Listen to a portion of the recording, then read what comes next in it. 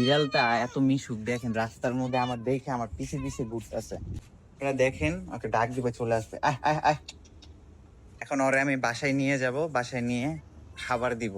এই বাইরে ক্যাটটার জন্য আমি ফ্রিলাইন সলিউশন যে ক্যাট ফুডটা আছে, এটা হচ্ছে হেয়ার বল কেয়ারের জন্য কাজ করে। আর এই ক্যাট ফুডটা আমার কাছে এখন অ্যাভেলেবেল আছে। এই ক্যাট ফুডটা এখন আমি বাইরে ক্যাটকে খেতে দিব। এর কথা ভাই কি বলবো ভাই, ওই রাস্তায় আছে, মানে খুব ক্ষুধার্ত, একজন ওরে পালতো, হয়তো চলে গেছে। ওর জন্য আমি কিছু ক্যাট ফুড নিয়ে আসছি, আইনা ওরে আমি খাইতে দিছি, ওইগুলা খাচ্ছে।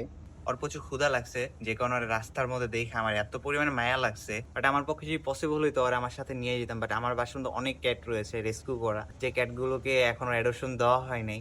ইনশাআল্লাহ ওই ক্যাটগুলোকে অ্যাডপশন দেওয়া হলে ওকে আমি নিয়ে যাব। বিড়ালটা খাবার দাওয়া শেষ। তো যা যা ভিডিওটা দেখছেন, যদি ভালো লেগে থাকে অবশ্যই পেজটাকে ফলো করে দিবেন। অ্যান্ড আপনাদের একটা ফলো দেখলে আমার খুবই ভালো লাগে, অ্যান্ড সে ফলোর উদ্দেশ্যে আমি আর উৎসাহিত হয়ে আরো অনেক ভিডিও বানাতে চাই।